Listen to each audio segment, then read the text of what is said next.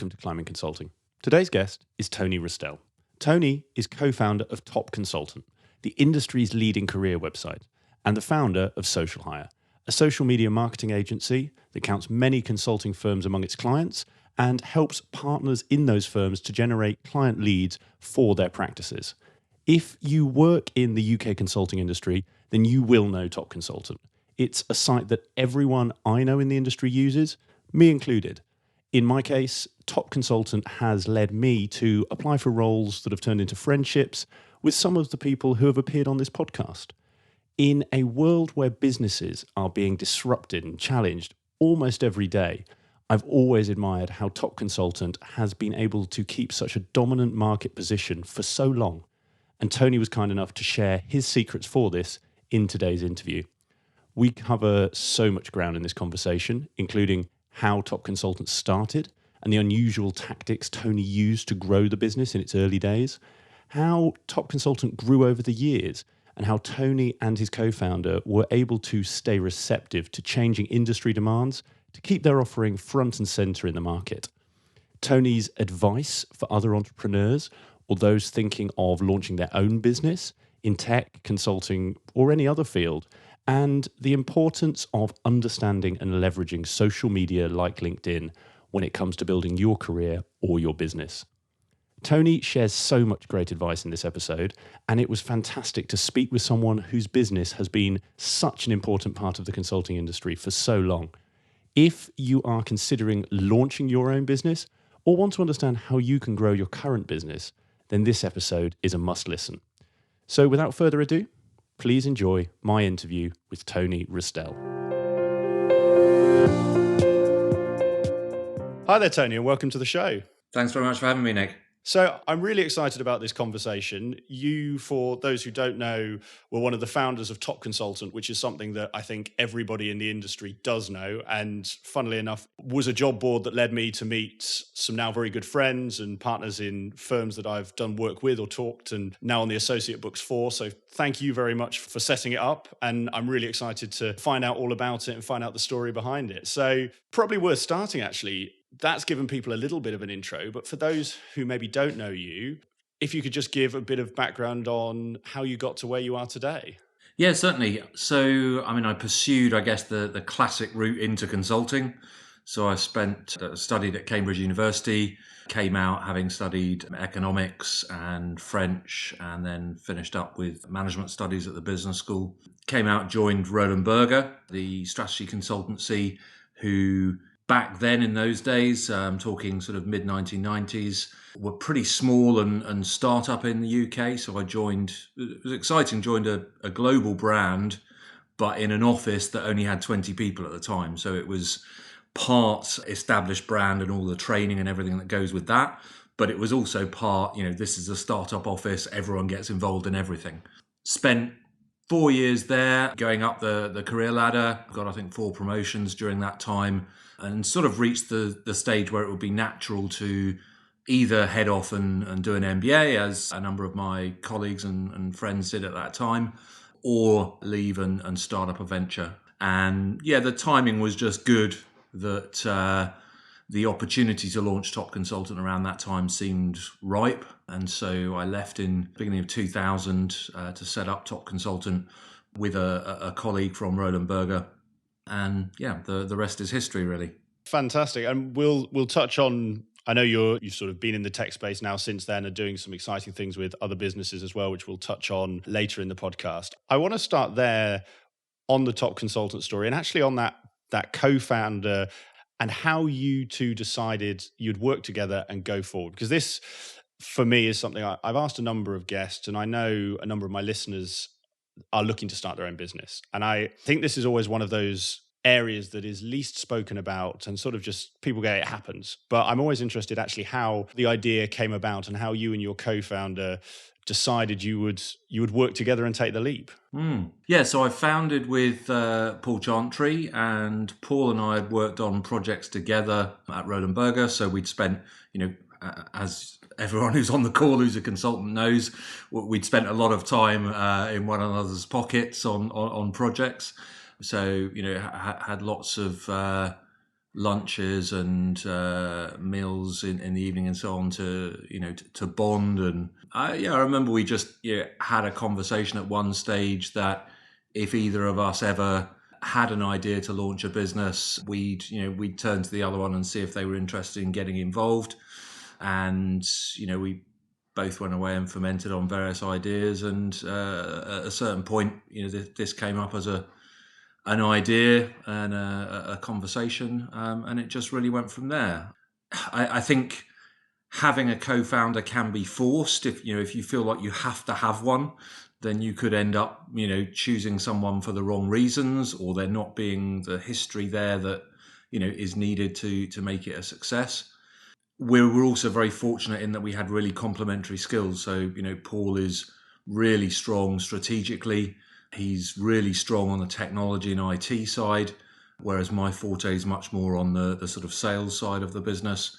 So between us, that gave us the skills to build the site and all the technology needed for that, and to go out and quickly win sales and make it viable.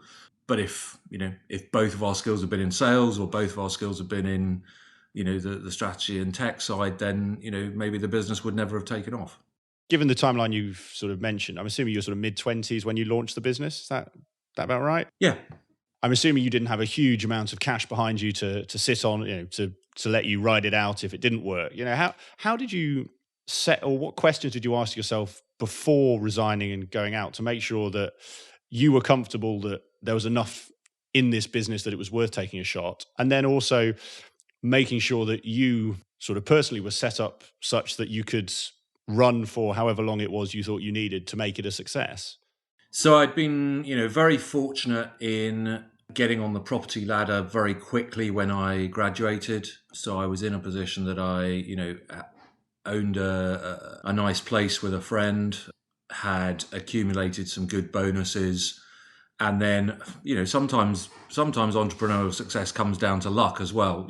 Roland Berger, being German, had very good contractual terms in terms of how long the notice period was you had to give, and they had a track record of putting people on gardening leave if they were going to leave. That was at that point. I don't know if it still is today, but so I was able to leave with enough money under my belt that I knew I could see out 6, 7, 8 months of working on this flat out to get it to the point where it was viable. And also it was very much a startup funded by ourselves. We didn't have any external investors, maybe a small amount of credit card debt just to get things off the ground.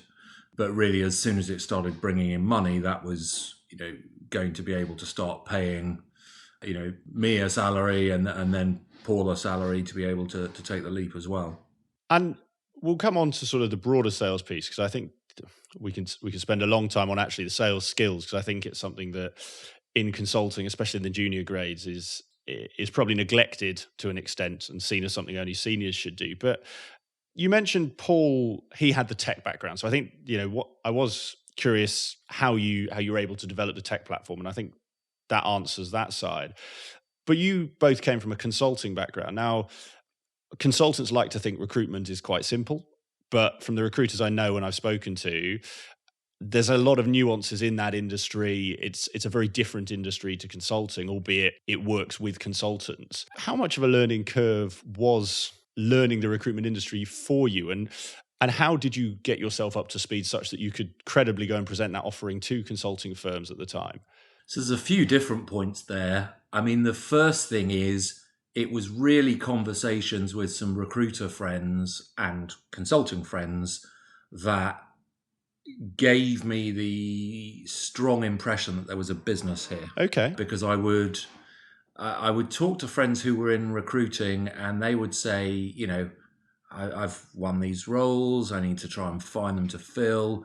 Consulting is a nightmare to work in because our colleagues on the investment banking desk, the analysts in that sector, they're being quoted in the newspapers all the time.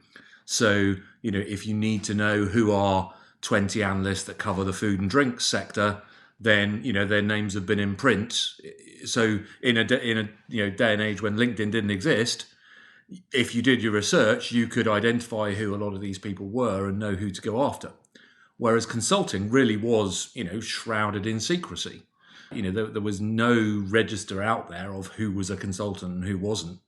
And so I had, on one hand, lots of friends who were at the point where, they'd been in consulting 3, 4, 5 years and were, either wanting to get out of consulting or wanting to move to another firm. And they had no idea who were the recruitment firms that they should turn to for help.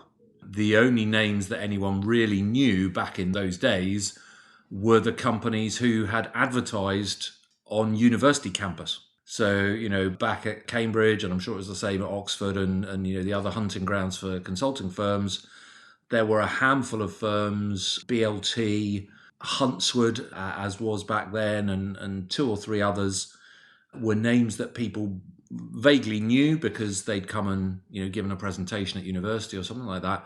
But beyond that, no one knew even who the recruitment firms were that they should be turning to.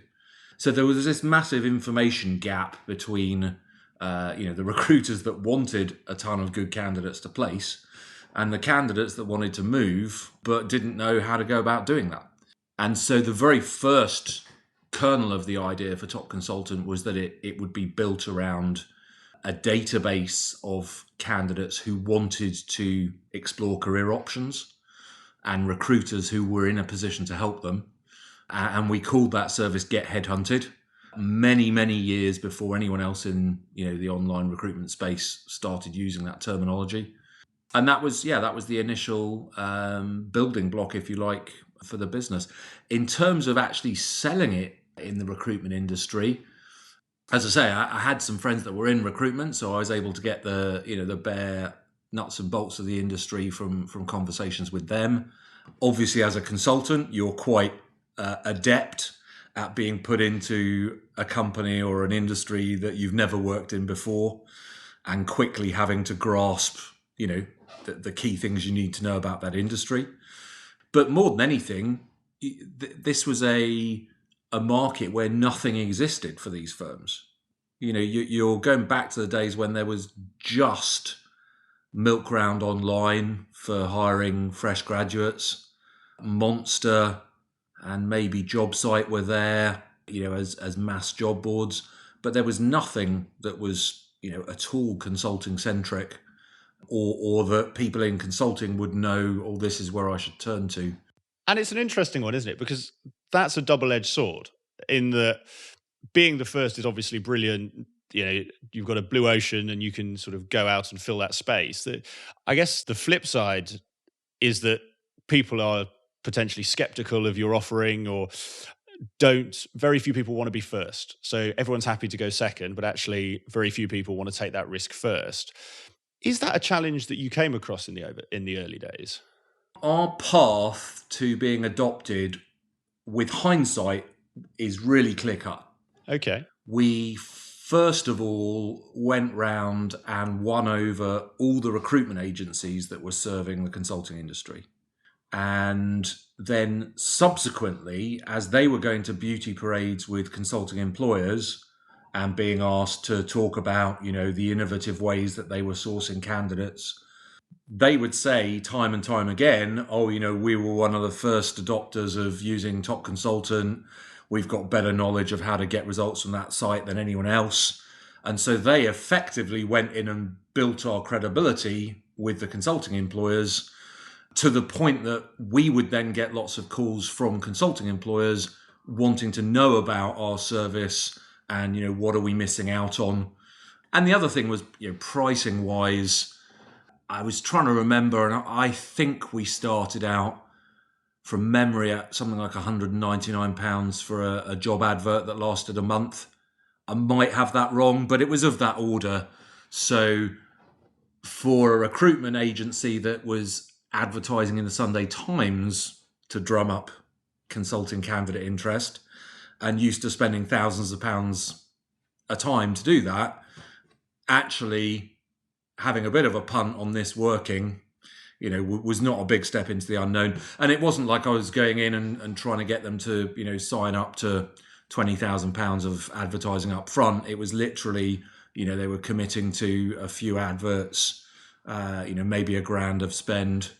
And then the whole industry, online recruitment is built around repeat business happening because you've worked for advertisers. So you do then go on to get, much bigger, more interesting, sizes of business from both consulting firms and recruitment agencies. But to get them to test us out in the first place was relatively low risk.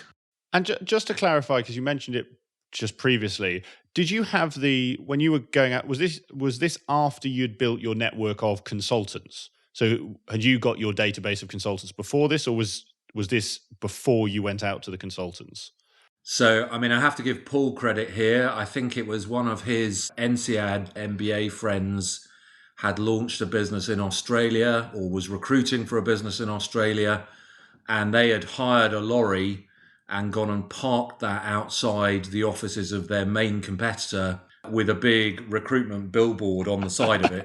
So literally, as every member of staff walked out, there was a big advert in front of them that their main competitor was looking to interview at the moment.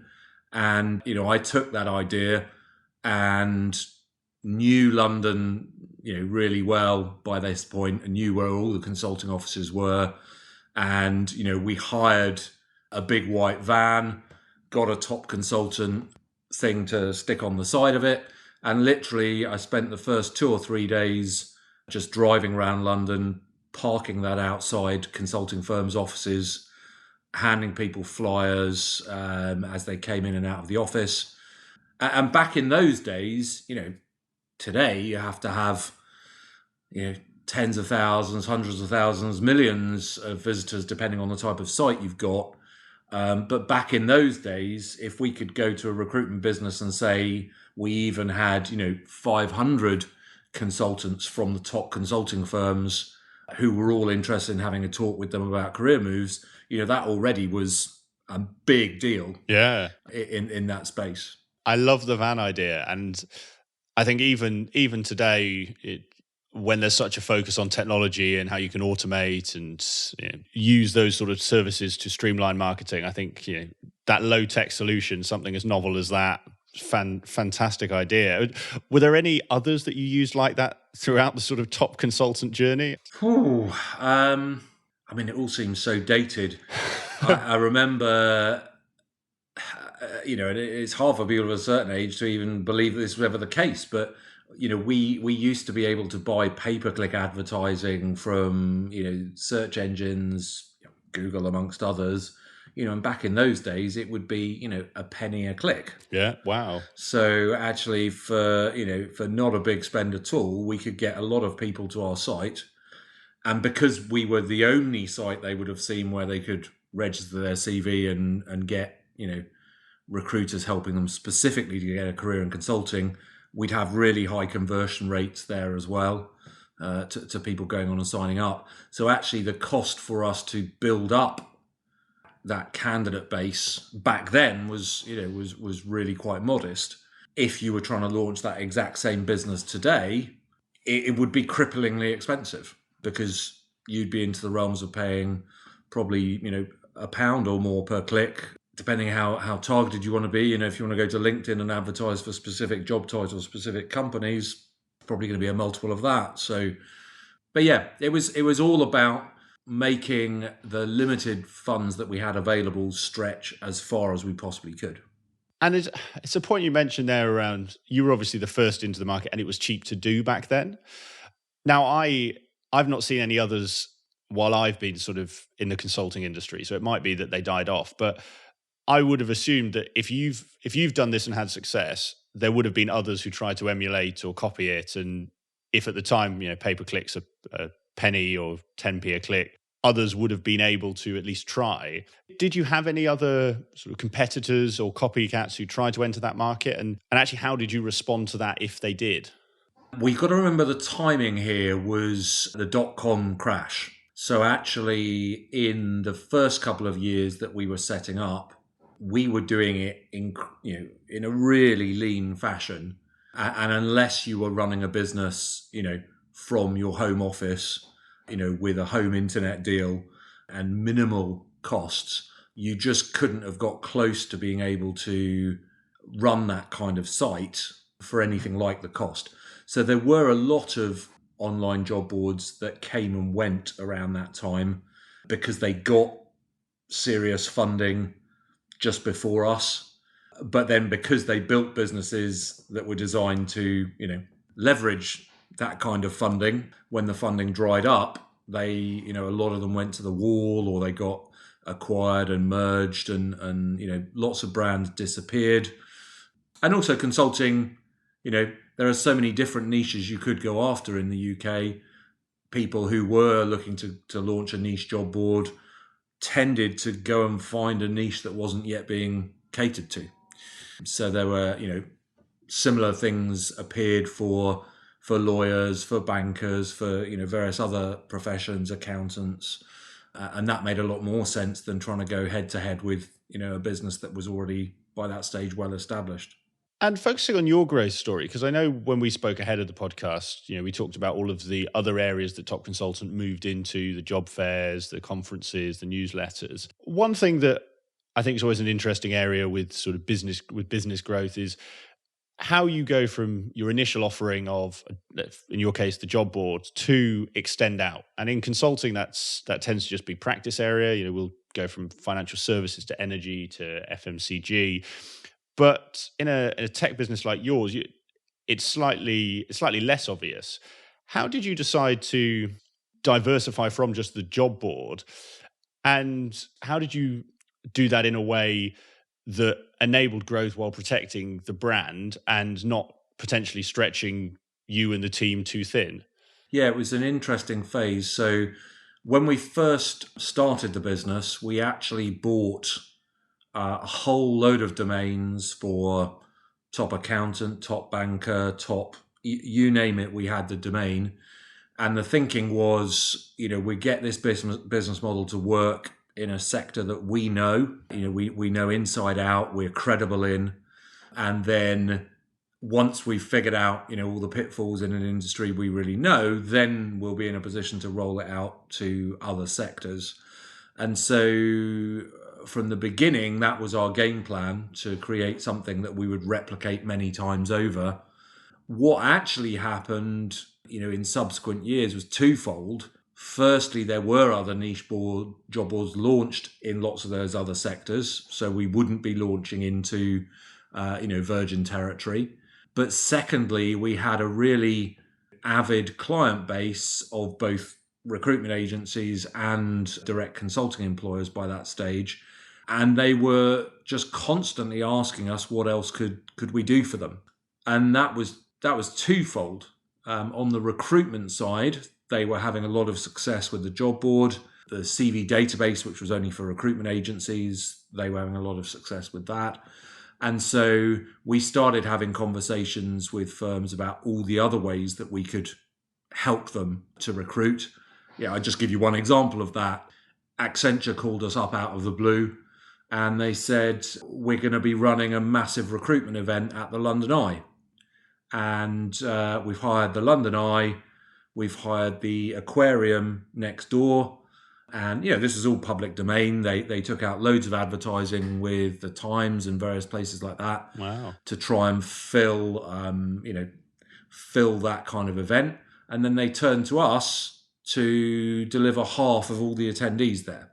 So literally out of the blue, we were suddenly presented with, and I'm trying to think what the figures were. I have a feeling the London Eye takes 400 odd people and they wanted to fill it twice. So they had 400 odd people in the London Aquarium, 400 odd people going around the London Eye, and then halfway through the evening they'd switch over. So yeah, literally overnight, we were presented with, could we come up with ways that we could leverage the readership we built to get people along to that kind of event.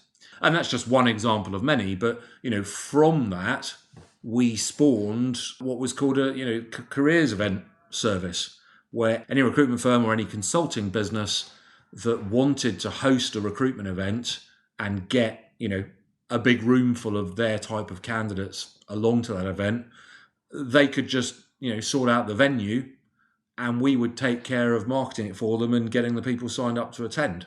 And for a period of quite a few years, that was, regardless of the job board, regardless of the CV database, that was a massive service line, just in its own right. And then alongside that, we were always having conversations with consultancies, that led into other areas. So, a classic example of that is the sort of conference and events business that we built up, and that started with consultancies contacting us to see if we knew anyone that they could bring in to train up some of their more junior consultants in being better at selling. As an industry, a number of firms were very conscious of the fact that graduates join straight from university, they've got no sales experience. Then, unlike joining, a Procter and Gamble or a Unilever, you don't spend the first years of your career learning to sell and account manage as you would in those types of businesses, but you get thrown straight into consulting. And then you reach a certain point in your career, sort of give or take the project manager level, where all of a sudden you're expected to be able to start generating interest in the consulting firm's offering, and yet you've never done any selling before. So that was a classic example. That came to us. And did we know any training companies out there that would be able to do that kind of training provision? And as it happened, I personally knew a really good sales training company, and we still work with them to this day, SBR Consulting. And they have trained a lot of people making their way up the career ladder in the consulting industry. And so we launched this seminar called The Art of Selling Consulting Services. And I forget the exact figures, but from then till now, it's numbered in the thousands, the number of people that have been on that training course from the UK, but also flying in from right across Europe, because it's obviously a need that is common to consulting firms, everywhere. And there's a lot of countries where that kind of training still doesn't exist. Yeah. Well, and it's a slight tangent, but I know this is obvious. Like you said, this is the area of the business you focused on. What is it? And you obviously have been involved in this seminar. What is it that you think consulting firms or junior consultants get wrong when it comes to sales? What are those common challenges that people coming on that training course came with? It's as simple as, what on earth am I supposed to do? Yeah. Someone who so I did quite a lot of selling before even going into consulting. So I come from a sales background, and as simple as knowing that sales is about numbers, and that you've got to, if you want to make this many sales in a period of time, work backwards. I need to have this many meetings in order for that to happen. If I've got this conversion rate, to get that many meetings, I need to be starting conversations with this many people. Work that back. Okay, how many people does that mean I need to be, having an initial conversation with each week or each month or each quarter to stand a chance of hitting my targets? And to most, consultants getting up to that senior consultant project manager grade, that would be something they would never have had any exposure to.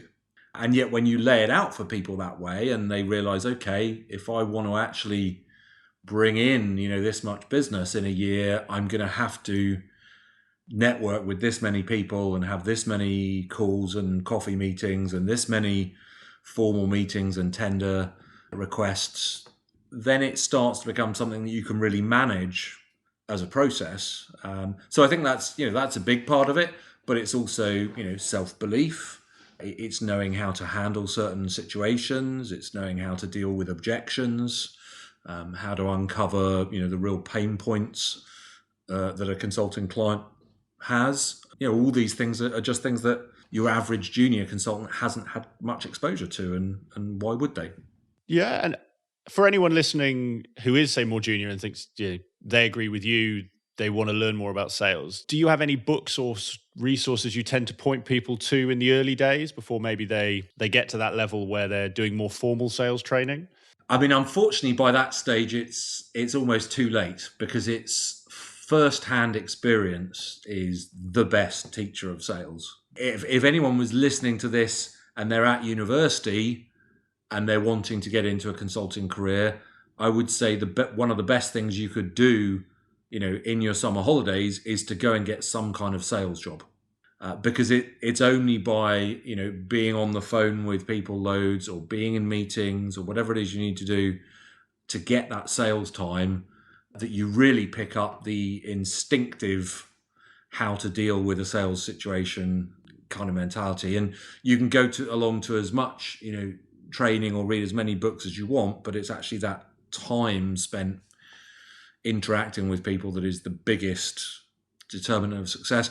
But also, it's why in the consulting industry it's such a pyramid shape, because most people who are consultants and senior consultants are not going to be good enough at selling that they can continue to make their way up the ladder. And the consulting industry needs that to a degree. I mean, if you want to be able to promote people to being partner, those partners have to each be, overseeing a team of a sizable number of more junior people. Yeah.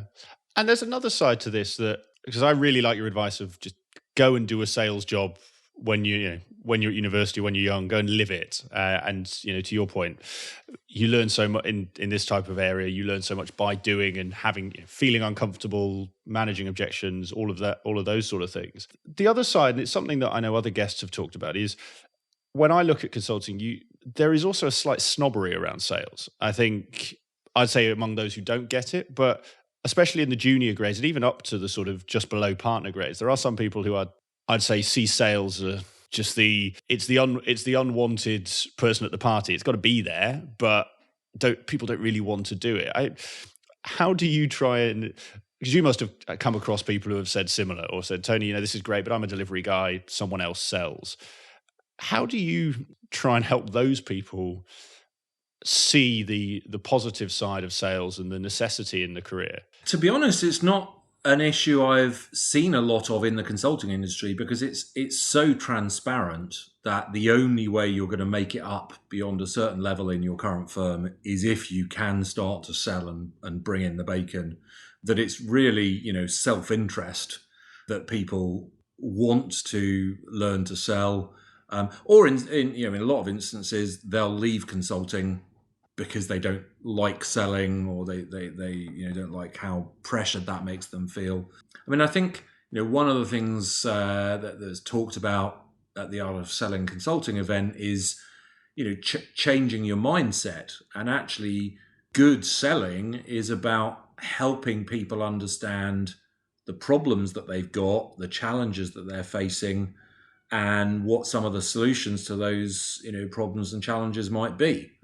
So if you go into a first conversation with someone at a conference and you're thinking, right, by the end of today I've got to have sold this guy on letting us send him a proposal, then actually you're going about that all wrong. Whereas if you start that same day and think, right, I want to have 2 or 3 really good conversations today where I help people think about some of the challenges their business is facing, and I'm able to share some ideas that they take away and are really, enthused about, then I've done a great job of starting the sales process, because each of those people will be very happy to hear from me again, and, for us to have a coffee or a lunch or whatever, in the coming weeks. So yeah, it's as much about mindset, I think, as anything else.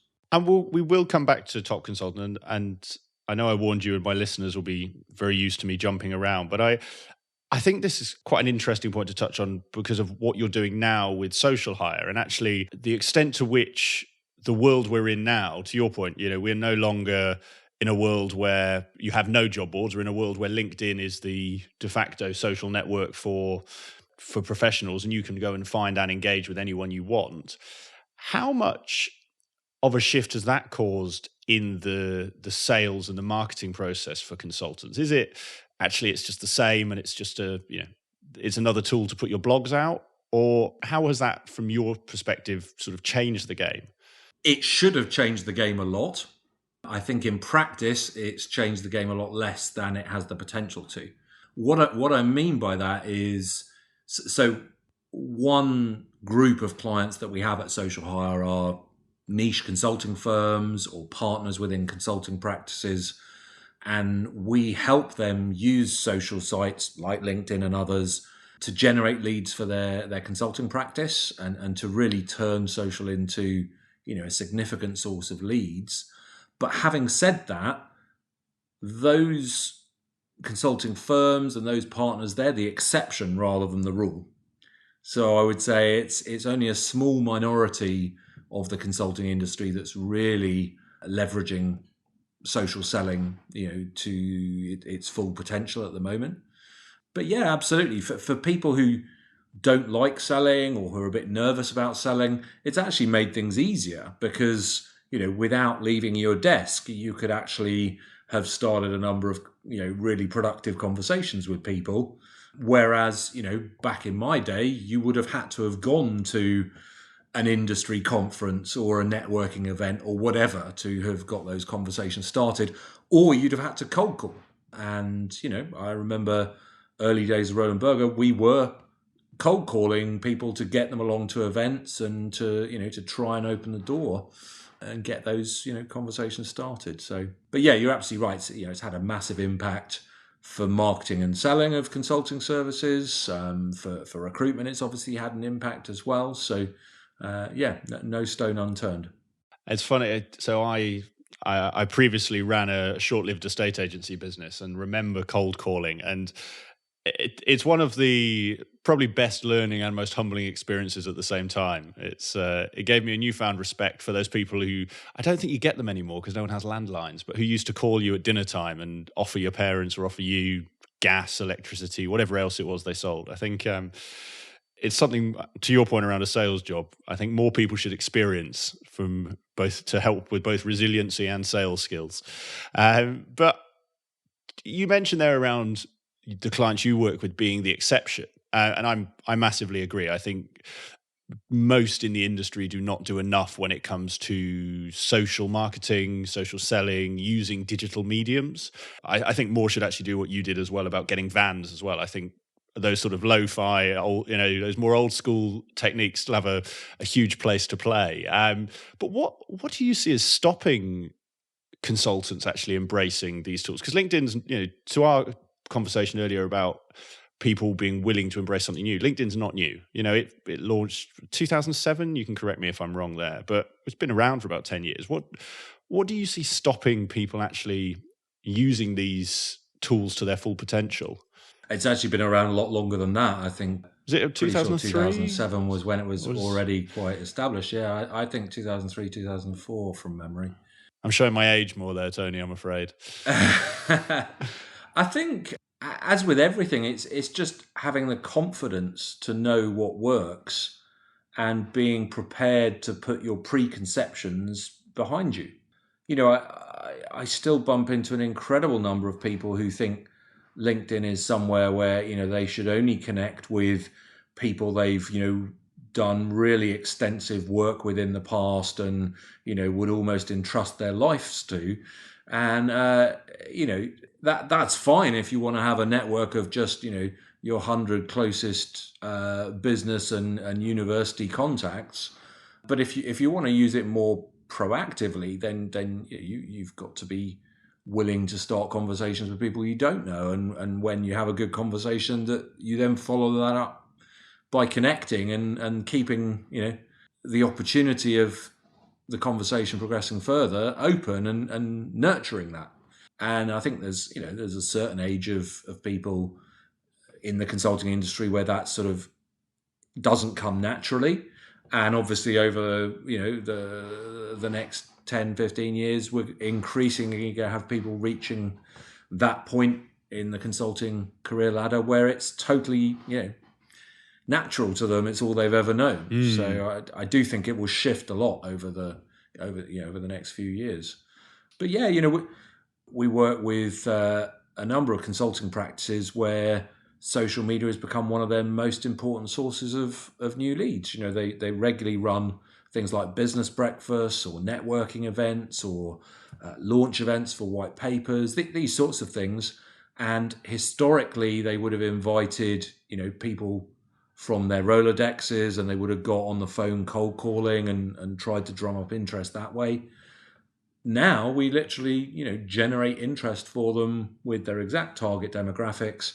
And, 3, 4 times a year, they run that kind of event and they have 50 of their ideal prospects in the room to present to and to network with and to have in their sales pipeline. So it's absolutely transformative if you bite the bullet and and give it a try. And I think that's a key point there as well. Of it's not designed. Social media won't replace the sales conversation, but to your point around, you almost need to reverse engineer how many sales you want and work backwards. What it can do is amplify that top end of the funnel. So to your point, instead of calling my Rolodex of 50, I can reach out to my LinkedIn network of 1,000, and suddenly more of the world knows about it. Absolutely. Yeah, that's exactly right. And I know, to your point around sort of networking tips, you have a huge LinkedIn network, and I'm sure a lot of that comes from your work with Social Hire and Top Consultant. But what steps did you take or consciously make to grow your network to where it is today? Yeah, I mean, I'm actually facing the unpleasant prospect at some point in the next year or so of hitting LinkedIn's limit of how many connections you're allowed. Yeah. And that's going to be uncomfortable when there's people that I want to have business relationships with trying to connect with me and I can't accept because I have no more space left. Is it still 30,000 the limit?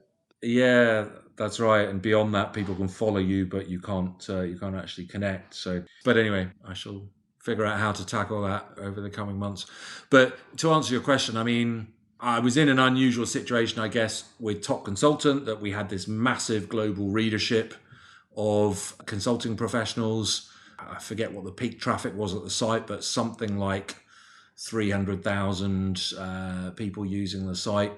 Wow. So just massive, awareness of us. And then through things like the careers fair and all the different workshops and conferences we were running, I would literally meet thousands of people each year who were in that space. Often I'd be presenting to them. And when you're in that kind of position, and consulting partners who are presenting at, industry events, for example, would see the same thing. You have a lot of people who you don't know, but they reach out to you because, I saw you present at this or that event, would love to stay connected. And so that does result in you getting, a massive network that it would otherwise be quite hard to replicate. And more recently, because of the work I do at Social Hire, I'm invited to speak at a lot of business schools and universities on the impact that social media is having on social media marketing, how to use social media to help you land a job when you graduate with your MBA, for example. So again, I meet a lot of people at schools across Europe who then, want to stay in touch and be connected. So yeah, I don't know if that answers your question, but that's how I've ended up with such a massive network. It's almost been an unavoidable side effect of that kind of exposure and public speaking that I do. And I actually just want to touch on the point you mentioned there around the talks you do, because I think that could be a really interesting area, not just for MBA candidates, but for anyone looking for a job. Because to your point, I've really only found the power of LinkedIn this year since launching the podcast and working with guests and working to promote it and speaking to people from that perspective. And prior to that, I really used LinkedIn just to, LinkedIn with a recruiter and just see what they're offering. But actually, that speech that you give to MBA students, what are your top tips for actually using social media to find new roles? Well, let me start by saying what I find staggering is just how many people in the room still have a really rudimentary understanding both of social media and of the role that it now plays, both in business development and in recruitment. And particularly when you're, presenting to MBAs, you would think, here's a room of really intelligent, switched on people. I would expect them, to have more of an understanding of this than they do. Oh, so even in the MBA classes you present to, they're far behind the curve. Well, I'm not sure, but that's the point. I'm not sure it's behind the curve in the sense that I think that is actually the norm, and it's more the exception for someone to really have understood how to get the most out of these sites. I think the key shift that everyone needs to understand is you used to have a world where the main way that you would fill roles would be to advertise them or to engage a recruitment firm to try and find and hire people for you. Today, we're in a world where any employer can basically try and find and approach candidates for roles that they're looking to fill without having to advertise or advertising at the same time so that they've got, an insurance policy. But consequently, it's possible for a role that would have been advertised 10 years ago to be filled without you or I ever knowing that that company was trying to fill that position, because they've done it under the radar. The only people that know that that role is there are the people they've approached to see if they'd like to be interviewed. And obviously that has all sorts of competitive ramifications as well. If a consulting business wants to move into a new area, if they advertise that position widely, then, the whole market knows they're doing that. If they fill those positions discreetly just by approaching people they'd like to hire, then the market doesn't know about that. So I think, that's really important as a change that's happened. But also I would say, the advertising side is stronger than some people give it credit for. So when you do need, to fill a position and you need it to happen quickly, the fastest way of that happening is to put that position in front of people who are looking to change jobs, because they will come in for interview in the next days. They will be ready to hand in their notice and move quickly. Whereas if you're trying to approach people on somewhere like LinkedIn, you're going to be approaching a lot of people who actually aren't looking to change jobs. Yeah. And so there's a lot longer process involved in winning those people over, coaxing them to come to interview. Once they've been made an offer, getting them to actually follow through and accept that and make the move. So yeah, it's not clear cut in terms of, advertising having disappeared and LinkedIn having taken over everything. It's more nuanced than that. And I think, there's very much a role for both of those things at the moment. And consultancies have been, sharp to exploit the opportunities there, I would say. Sharp in a positive, switched on sense. I want to touch on that as it relates to top consultant. I do just want to hold on the MBA point and just, I guess, to what you said around candidates that you're in the room with. Maybe they're not behind the curve from the industry, but for those like yourself who understand where technology is moving, maybe they are. What are the sort of 2 or 3 common, if there are common questions or misconceptions that you get from those rooms that you have to correct or do correct during those talks or presentations? So, a couple of things. Firstly, and we've talked about reverse engineering a few times on the call, as a candidate, you've got to reverse engineer what would a recruiter be doing if they were looking for their ideal candidate on LinkedIn. And you wouldn't believe the number of times I've sat down with people who, want to get into this or that industry.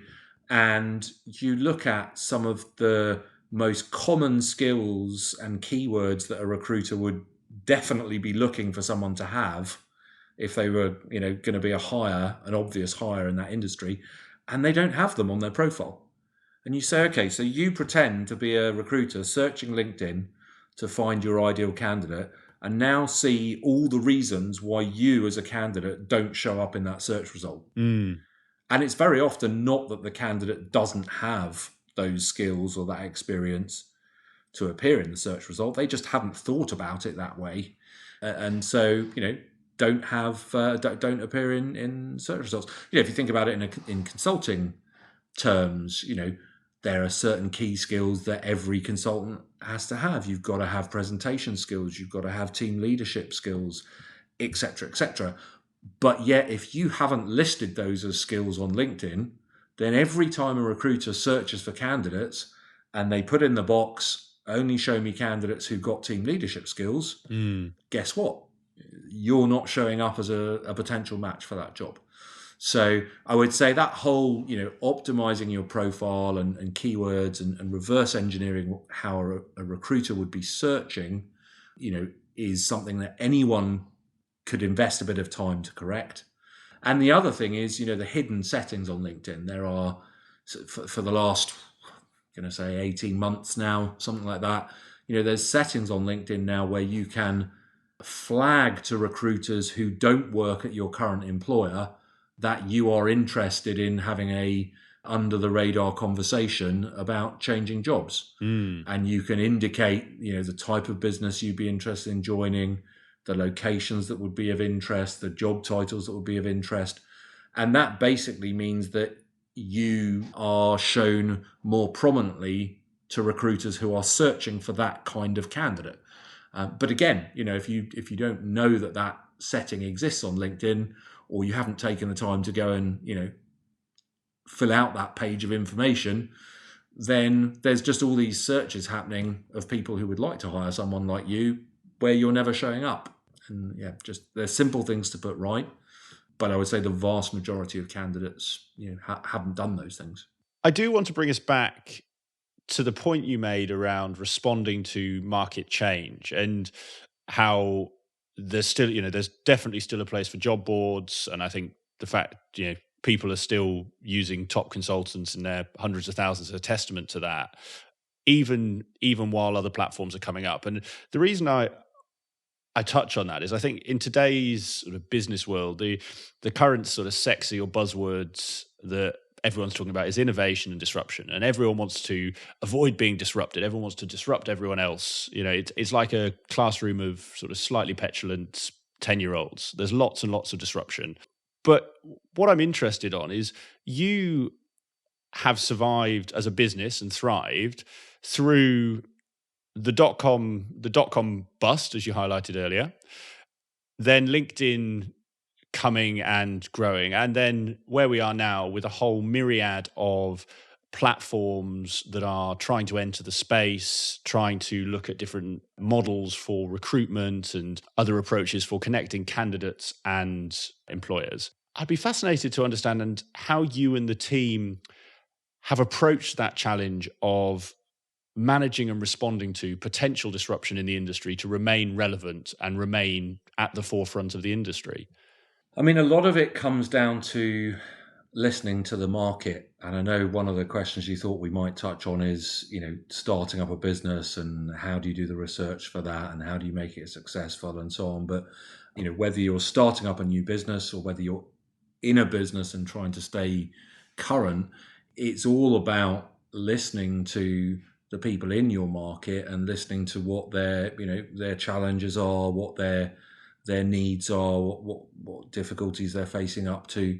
For example, one of the issues that LinkedIn has had is that it's been a victim of its own success. So there was a period quite a number of years ago now where messaging candidates on LinkedIn would produce a really good response rate. And so we would have consultancies that were experimenting with that, were getting, amazing results. And that was a bit of a concern. But actually, because LinkedIn then went out and sold that solution as far and wide as they possibly could, the whole supply and demand there totally changed.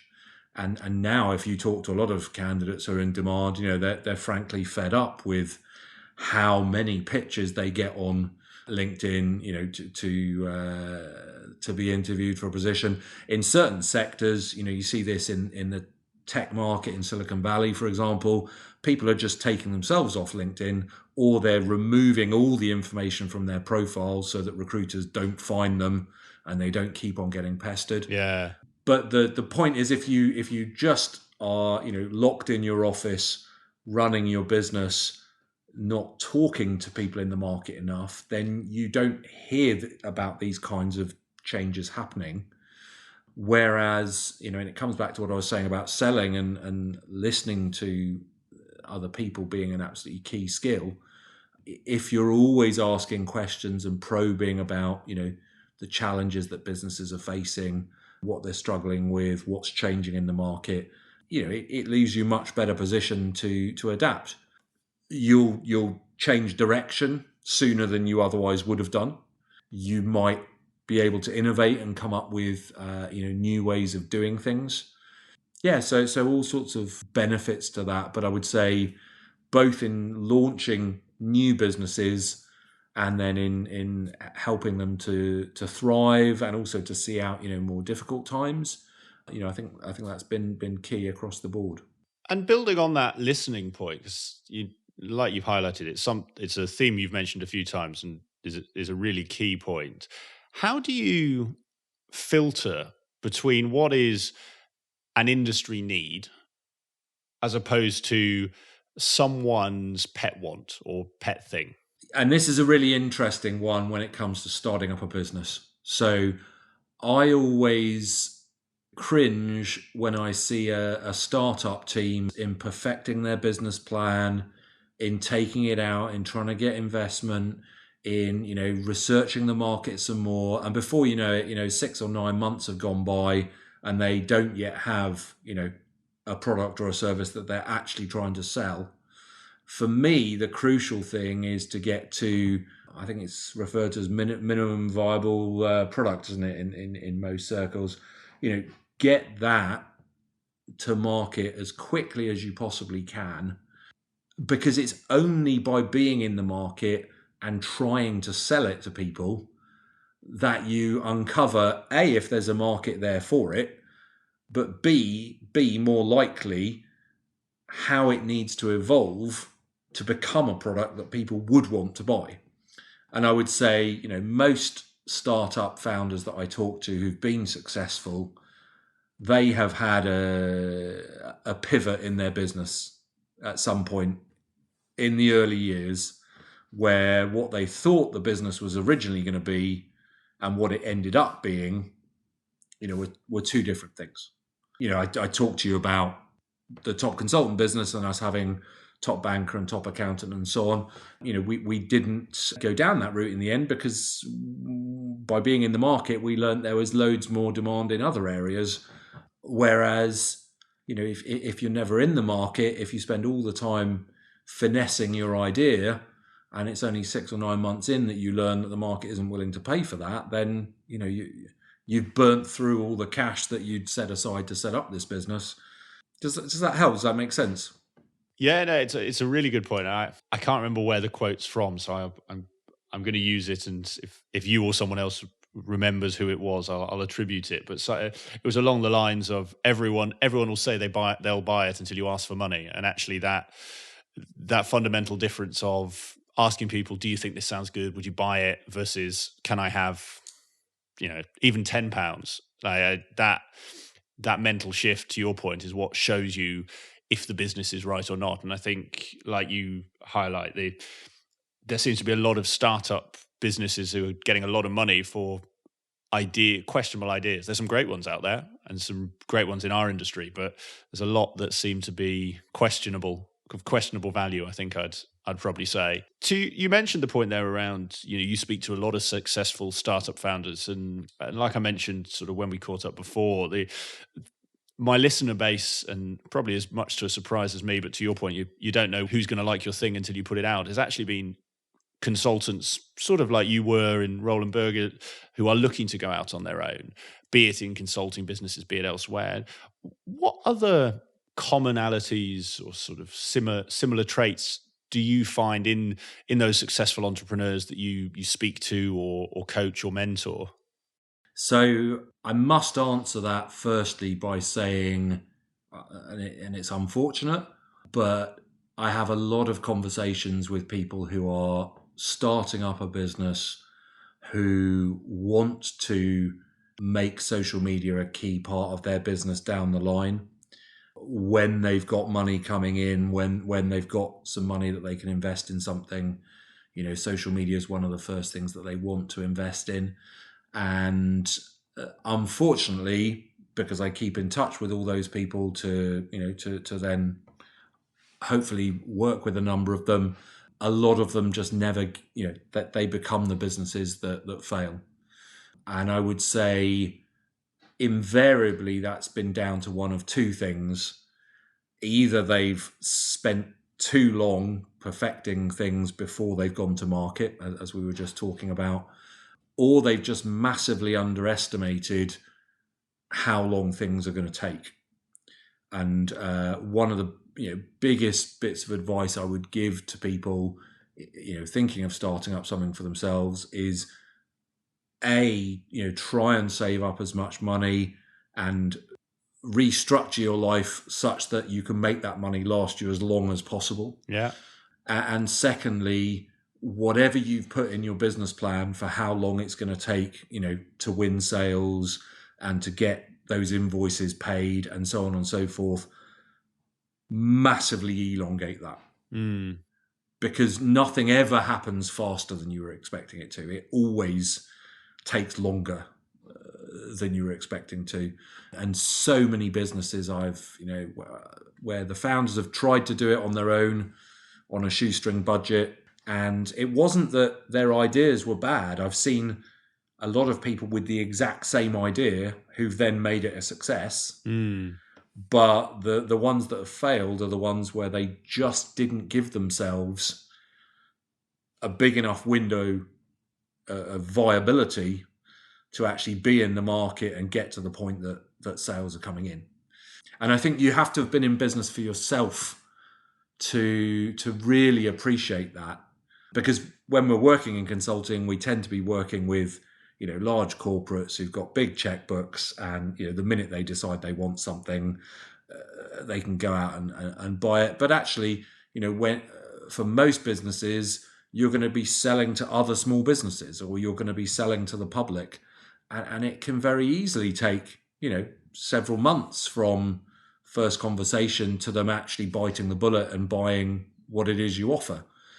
Or, if you are selling to big companies, they might be in an annual budgeting process where, yes, they really want what it is you offer, but I have to submit that as part of next year's budget. And so, that could mean it's 6 or 9 months before there's even a sniff that you might get the business. So to sort of reverse that and come back to, the commonalities of success, I think that whole frugality and having enough money behind you to just give you a decent window of time to make a success of the business is absolutely key. And then getting something into the market as quickly as you possibly can is critical. Top Consultant, I remember, we were beavering away on the code for the very first Top Consultant site the day before we'd said it was going to go live. And it went live far less polished than I would have wanted it to be, but we could have spent, the next 6 months polishing it. And, actually some of the things that we put on the original site, people had absolutely no interest in whatsoever. Whereas the forum, to gossip and chat about the consulting industry was massively popular. We thought the Get Headhunted CV database would be the main breadwinner. Actually, it was a job board. People being able to look at what jobs are there, what are they being paid, which companies are advertising. That and the forum were massive magnets for people to keep returning to the site time and time again. But if we hadn't got the site launched, we would have been coming up with our hypotheses of what people wanted rather than actually working. And it's that consulting mantra, isn't it? That, if you don't have data, it's just your opinion. So don't take a decision on something if there's data that can be got that backs up a decision. Always get that data as quickly as you can so that you take an informed decision rather than going with your gut instinct, which, time and time again could be proven to be wrong. I'll just give you one interesting anecdote from that. So one part of the site that we had on Top Consultant for a number of years was a subscriber area for contractors, so that they could, when they were coming to the end of a contract, they could find their next contract consulting opportunity. And it was a subscription service. It wasn't big money, but people paid to access that part of the site. And it was my assumption and the rest of the teams that showing people as many different contracts as possible on the sales page for that service would be the absolute winner. If we can demonstrate just how massive the range of opportunities there are once you go into this subscription area, if we can demonstrate that, people are going to be falling over themselves to sign up. Yeah. And basically, we got our hands on some software that allowed you to run different variants of the sales page and run the statistics to determine what the best version was. And hands down, and it was by a factor of several fold, Wow. not showing any of the contracts massively increased the sign-up rate. And that's the difference between that subscription offering being viable and not being viable. Because if we had to pay a certain amount of money or use a certain amount of our ad inventory to get people to that page in the first place, then if they convert 5 times better, that is absolutely the make or break of the business. But again, to come back to the point, we could have spent ages perfecting a version of the sales page that had all those contracts on, and by not being in the market, we would have, polished a turd, I think is the is the phrase. But it's just absolutely key. And actually, and again, I think that it comes back to one of the core points you've mentioned throughout this interview of that listening, and that's sort of listening in a digital context. And again, it struck me, I don't know how many consulting firms do that well to the extent you're talking about, that sort of A/B testing. I do know that on that point around sort of creating the MVP, there's an interesting sort of challenge, or maybe it's not a challenge, so you can tell me, but the other side of that sort of, what are consultants like? You mentioned about get the data, don't just trust your gut instinct. The other flip side of that is traditionally consultants are used to creating very polished things. So you will go into a client and you'll do all your work. You might sort of check in with them, sound them out on some things, but there is sort of an unwritten rule that what the client sees should be almost, if not perfect. And I think consultants in some areas then take that back when they're looking at services. And I guess the question is, to what extent do you need that MVP to be a level above because your consulting buyer, let's say, wants to see something more perfect? Or have you found that consulting buyers are actually quite willing to accept something that, to your point around top consultant, is maybe not as polished because it's an early stage product? Yeah, it's an interesting question. I remember reading a case in the last few months, and I'm sorry, I can't remember the author, so I can't attribute it, just as you were saying earlier. But, their take on launching anything new was create sales pages, create different versions of the sales page, and actually put it out there for sale before you have even the minimum viable product. Yeah.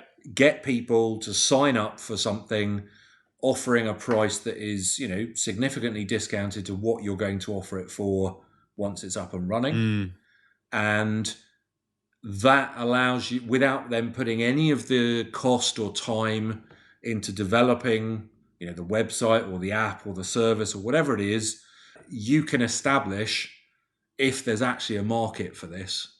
And if, it's a roaring success, you've then got the funds that you can put into accelerating the rate at which you develop it. If it's a dog and it's just not selling, well, at least all you've done is put some money into marketing. Yeah. You've not put all the cost into, investing in the technology. I don't know if it was either of these, but that makes me immediately think of two books, one of my all-time favorites, and one that I advise anyone in the marketing space to read. So the 4-Hour Workweek by Tim Ferriss, I know he talks a little bit around that. And then there's .com Secrets by Russell Brunson. I don't know if you've come across Russell Brunson before. He's big in the internet marketing space. It wasn't neither of those. No. Okay, well, there's hopefully those help you, or someone listening might want to go and check those out. But the point you make is, I think it can be applied to consulting, is build the sales literature, have the conversations, and when someone buys the thing, figure out how to do it afterwards, which I guess in effect is how most consulting propositions are sold in the early days anyway. And the last question on, sorry, go on, Tony. I was just going to say, I think there's a world of difference between setting up a business that already exists, a market, a service, an offering that already exists, and you're just trying to do it a bit better or a bit differently to what's already out there, versus setting up an offering that doesn't exist. And, in consulting, we're very used to benchmarking other competitors out there, figuring out what they're doing, what we're doing slightly different, how we could finesse things, what pricing we could do that would give us an edge, all that kind of stuff. And for a lot of people wanting to start up a business, actually the most important thing is that you go and you get experience in the industry that you aspire to launching a business in, so that the most obvious pitfalls and shortcomings you learn about at someone else's expense rather than your own. Whereas, the businesses that I've been involved in essentially have been taking a punt on, I believe there's a market for this or that service, and I'm going to back myself, A, that we can provide that service, and B, that I can go out and uncover enough people that have a need for this that we're going to sell it and make it viable. And that was true, both for Top Consultant. Nothing like that existed at the time. And Social Hire more recently, we were one of the first social media agencies to be established. So there wasn't an established price point for the kind of service we offered. There wasn't an established testimonials, case studies, what you would expect to get back if you were, investing in this kind of service. So, yeah, I think that's, another big distinction. Obviously, in consulting, it's a great industry in one sense, in that, if you've gone into consulting, you're good at it, you've got to the point where you've started selling consulting services, it's then quite a known entity for you to go and set up your own consulting business offering a service that's, not dissimilar. I think people often get a shock there when they discover how much harder it is to sell when you don't have a big firm consulting brand behind you. But in every other respect, you know what that business looks like. You know what the cost structure of it looks like. You know how long it takes to win a client. You know what kind of fee rates you're likely to be able to secure when you do win a client. You know how much repeat business you're likely to get. You know what the cost structure of your staff base looks like. So it's quite a known thing you're moving into, versus, a lot of businesses that we're seeing being started up, all the disruptors you're talking about, where, it really is, there's only so much research you can do to establish, what the price points might be or what the costs might be. You've got to be in the market really and creating the demand for that service or that product, and almost, creating a market where one didn't exist. And it's the last question I'll ask on the starter point, because I think we've covered some really interesting areas in this, and you've shared some fantastic advice. So I think to that point around, you started Top Consultant and Social Hire as new businesses in new areas that were unknown, and we talked a lot at the start about the Top Consultant journey and how things were different back then. 2000 was a long time ago in terms of technology and adoption of these sort of things. It's a bit of a hypothetical one, but I'd be really interested in, if you were doing it again now, what is it you would do differently, and what potentially new technology or new methods would you have been utilizing now that you weren't able to do when it was the white van going around the consulting offices? It's hard to think beyond social media with the business I now run, because my sort of instincts are just, there's so much potential that could be exploited there. But yeah, you might very well have built the whole thing around an app. I've seen various businesses now launched that are serving a particular niche recruitment market, where they've gone straight to apps and just getting things on people's phone where they can receive push notifications, where you can have live chats or calls between recruiters and candidates from the offset. So that would certainly be one angle that you would potentially look at, using social media to build the original audience rather than pay-per-click would probably be another one. You wouldn't be able to do the white van routine nearly as much because everyone hot desks now and there's not nearly as many people in a consulting office on any particular day of the week. So yeah, fun one to think about. Yeah, and it's a shame because I really like the white van idea as you mentioned, and I think there's still room for those sort of guerrilla marketing tactics as they're sometimes referred to. But to your point, the breadth and depth with which you can target on social media, you mentioned LinkedIn, Facebook, the extent to which you can target on Facebook, I think is only scarier than the lack of awareness people have on how they are targeted on Facebook. But the extent to which you can target these days, to your point, so while the white van worked 20 years ago, now you don't need it because you can search for consultants at name your firm and target them with advertising with a picture of a white van saying we've got jobs. Maybe that's the next campaign. So Tony, we've covered some fascinating grounds in this chat, and I'm always interested in the answer to this question, but I'm going to say up front, I know I asked about books earlier, and with sales you said it's life experience, get out there and do it. So if the answer to this is actually I just tell people to go out and do the thing they want to do, that's as good an answer as recommendations. But I'm interested if there are any books that you suggest or you find yourself giving to people, say young entrepreneurs who are speaking to you about starting a business. Are there any books that you find yourself recommending to people most often? I'm not a particularly avid book reader, so no. I'm much more into reading up on all the latest case examples, webinars, in-depth how-to articles.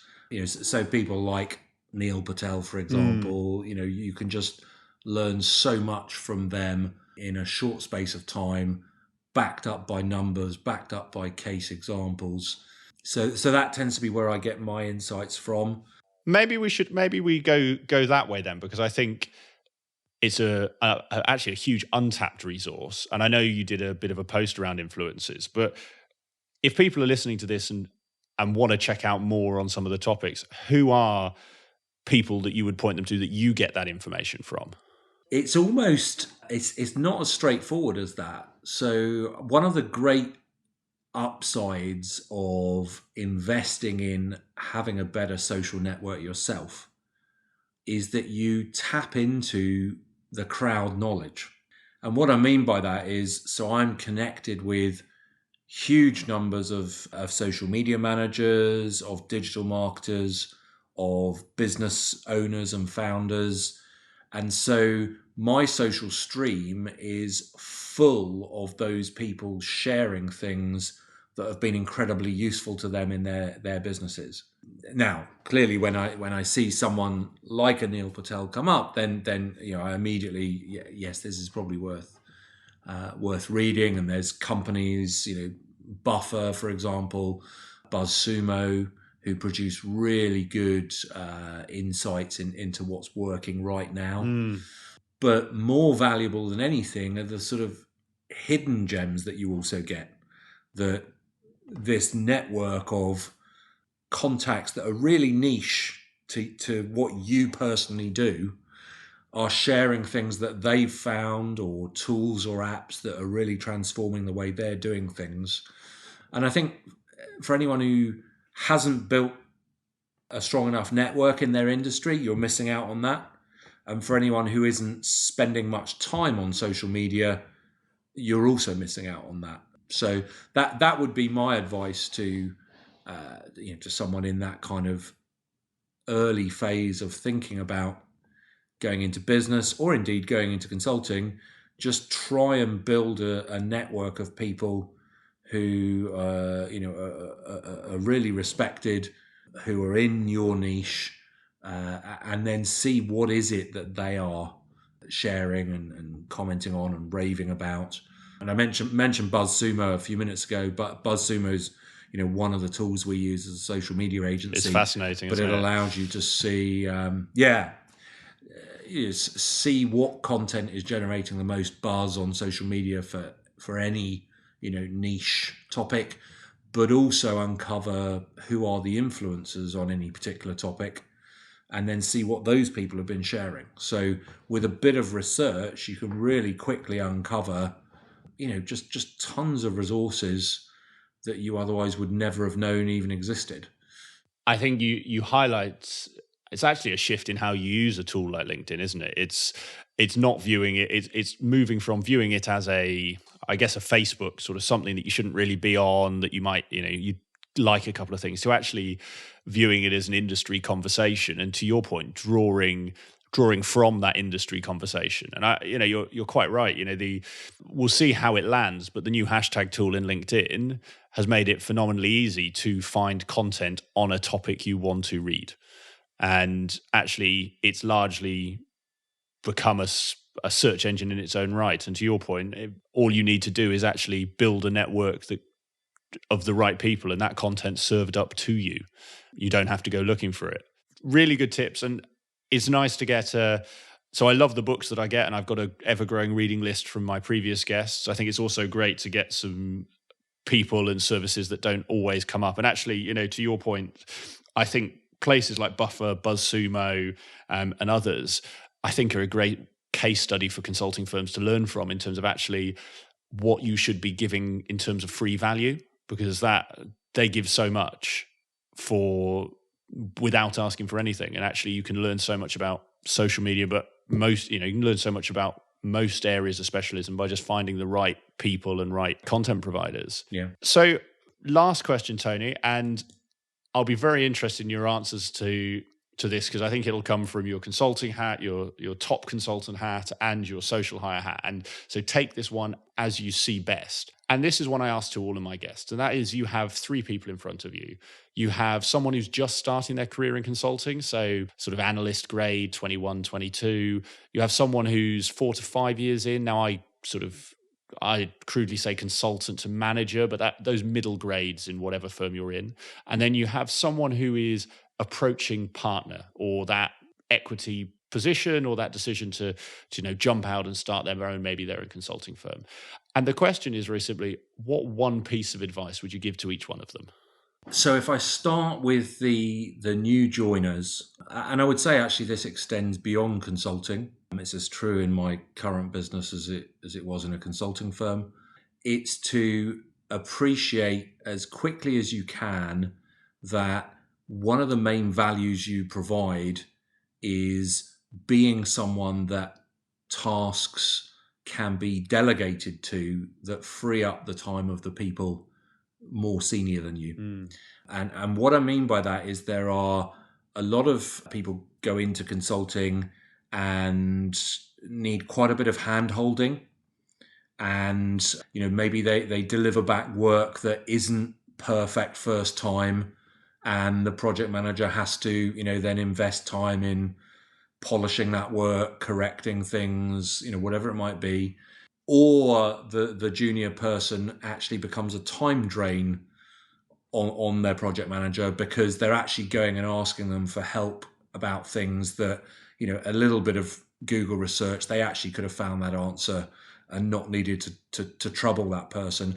There's a fine line between spending time with the more senior people in your team that you get noticed and that you learn from them. But I think one of the biggest differentiators I've seen between people whose careers really taken off quickly in a consulting firm versus those that have just kind of progressed more or less at the pace of everyone else, it's really those people that, you give them a part of the consulting project that needs to be delivered. You set them a deadline that is, 2 weeks from now, and you can go away and sleep comfortably knowing that you're going to get what you asked for back in 2 weeks, and it's going to be ready to present to the client pretty much as it is. And if you can do that as quickly as you can in your consulting career, you then make yourself someone that people will fight to have on their consulting project team, because they really view you as someone that's dependable. that they can hand something off to and know they're going to get it back, to the standard that's needed. Whereas if you don't quite take that initiative, then you're always as much of a burden on the project managers as you are, an asset.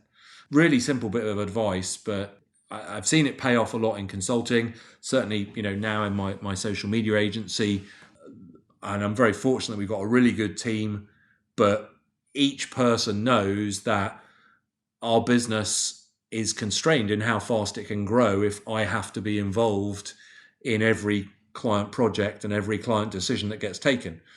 They equally know that if they can only turn to me when they really need input, that massively frees up my time to grow the business and train people and just make more of a success of the business. So rambled on for a bit there, but yeah, that would be my advice for for your new joiners. For those that are sort of, as you said, 4 or 5 years in, which was give or take the kind of level that I moved out of Roland Berger, I would say look ahead and build your network. Ideally, try and figure out what industry you would like to be, become a specialist in. What is your niche area of expertise going to be as you progress further up the consulting ladder? And just start trying to build your network as quickly as you can in that particular space. Because I think without question that the most difficult jump to make in a consulting firm is going from being good at delivering consulting work to being someone that actually contributes to the business winning new consulting clients. And so the thing you can do, at that stage of your career that really will set you apart from other people of a similar level is to make that step that means that you're going to have more of a network, more contacts, more people you can get meetings with, talk to when you get to that point that you need to start selling. So that would be my advice for someone at the mid-levels. And at the senior levels, I think of the best consulting partners or those trying to make it to become a partner at the next promotion round. And the best ones were the ones that the rest of the consulting team loved working for. We would happily stay up and work into the night. We would happily work a weekend for that person because they were one of the team. We really related to them. We knew that they wouldn't be asking us to do that unless it was absolutely critical. And I'd sort of compare and contrast in the consulting industry. You've got some people approaching partner level who've had to work long hours and weekends and feel like they can, it's almost a rite of passage that everyone else should have to do that to get to where they've got to in their career. And then you've got others that actually really value your time, you as a person. And yeah, it's a huge differentiator there. So it's hard to translate what that actually means you should be doing in practice, but think about, how many people would actually want to go for a meal with you? How many people would willingly come in this weekend, not because it's going to help them get promoted, not because it's going to help them secure their bonus, but because the relationship you've got with them means that they wouldn't want to let you down. And I think if you can get to that point as a consulting partner or someone approaching being partner, that's really set you up for success. It's also set you up to be able to leave that firm and go and set up your own business, and lots of clients and lots of consultants wanting to move with you. So yeah, valuable for all sorts of reasons. Yeah, fantastic advice, Tony. And I think that last point around actually the softer side that doesn't always get talked about. We talk about the delivery, the sales, but actually be a nice person and be someone people want to work for and with, and you will go far. I know, so I'm independent now, but to your point, I know when I was in consulting, there were some partners you loved to work for, some you didn't, and the ones who you love to work for have gone further since then, and I think will continue to. So really good advice, Tony. This has been brilliant to catch up. It's been great to chat with you. talk all about the top consultant journey and, like I said, find out the story behind the platform that me and hundreds of thousands of other consultants have and continue to use. The only thing left to ask is for anyone who's listened to this and wants to find out more about you, more about Top Consultant, or more about Social Hire, where would you point them to? Where can they get in touch? So I guess the natural answer to that would be, please do connect on LinkedIn. If you want to talk about recruiting for your consulting firm, getting help with that, happy to have that conversation. If you'd like to talk about, marketing your business and generating leads, equally happy to have that conversation. But if you send a connection request on LinkedIn as a first point of call, that would be great. Brilliant. Well, I will put your LinkedIn address in the show notes so people can find you. And I think it also talks quite nicely to the point you made around absorbing content from others, because I know you're quite prolific in sharing and commenting on content. And I think what I've learned about LinkedIn has increased dramatically since we connected and the things you've shared. So people who want to follow that approach as well, great chance to connect with you. And like you said earlier, they've only got a certain amount of time before they've got to follow you instead. So get in while they can, I guess. Tony, Yes. really enjoyed this. So thank you very much. And all that's left to say is all the best for the rest of your week. Thanks ever so much, Nick. It's been a pleasure, and thanks for inviting me on. Brilliant. I hope you enjoyed today's episode of the Climb in Consulting podcast. If you did, I would be very grateful if you could leave a review on iTunes, Stitcher, or your podcast platform of choice, whichever one you may be using. And please also share this with anyone that you think could benefit from hearing today's interview. If you want to get in touch or give me any feedback about the podcast, please feel free to drop me an email. It's nick@climbinconsulting.com, and I look forward to hearing from you.